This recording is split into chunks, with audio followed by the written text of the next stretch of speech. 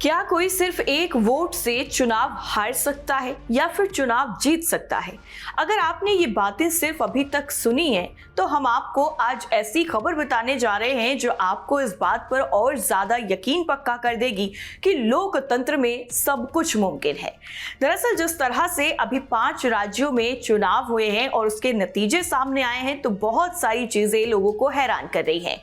और जो नजदीकी मुकाबला पश्चिम बंगाल में देखने को मिला है और उसके साथ ही तमिलनाडु विधानसभा चुनाव 2026 में भी कुछ इसी तरीके का रोमांच देखने को मिला।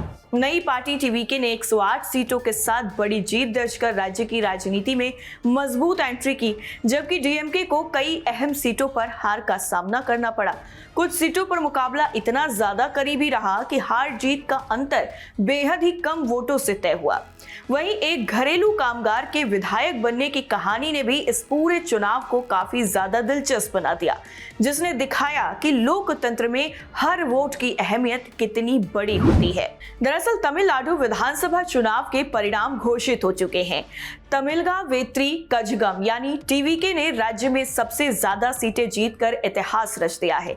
और इस बीच में तमिलनाडु विधानसभा की एक सीट काफी ज्यादा चर्चाओं के केंद्र में है, क्योंकि यहाँ पर डीएमके उम्मीदवार को मात्र 1 वोट से हार मिली है। डीएमके मंत्री के आर पेलिया करुप्पन को तिरुपति विधानसभा सीट पर सिर्फ 1 वोट के अंतर से पराजय का सामना करना पड़ा। और ये नतीजा दिखाता है कि चुनाव में एक वोट किस तरह लोगों की किस्मत बदल सकता है। राज्य के सहकारिता मंत्री के आर पेरिया करुण को टीवी के उम्मीदवार श्रीनिवास सेतुपति आर ने पराजित कर दिया है, और वो भी 1 वोट से।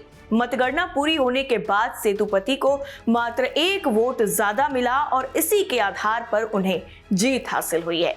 सेतुपति को कुल 83,375 वोट मिले, जबकि पेरिया करुप्पन को मात्र 1 वोट से हार का सामना करना पड़ा।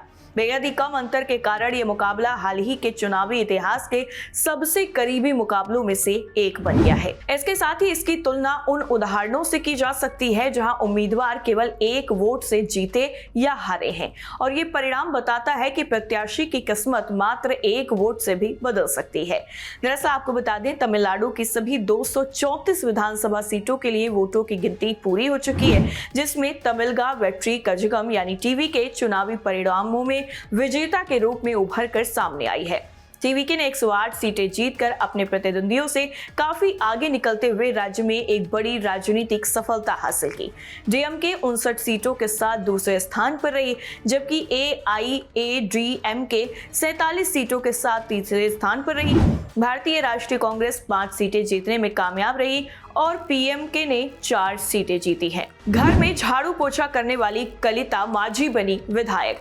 वहीं दूसरी तरफ पश्चिम बंगाल ने भी कुछ इसी तरीके की जो चीजें हैं वो देखने को मिली, क्योंकि भारतीय जनता पार्टी ने पश्चिम बंगाल में 206 सीटों पर जीत हासिल की है, जो बहुमत के आंकड़े से काफी ज्यादा है। इनमें एक सीट ऐसी भी है जिसने घरों में सफाई करने वाली 37 साल की कलिता माझी को विधानसभा तक पहुंचा दिया है। और खास बात यह है कि भाजपा से टिकट मिलने के बाद भी वो लगातार घरों में काम ही कर रही थी। इससे पहले वो 2021 में भी चुनाव हार चुकी हैं। कलिता माझी ने बंगाल की औस ग्राम सीट से चुनाव लड़ा था और यहां पर उन्होंने तृणमूल कांग्रेस प्रत्याशी श्याम प्रसन्न लोहार को 12,000 से ज्यादा वोटों से हराया है। माझी को कुल 1,07,692 वोट मिले थे।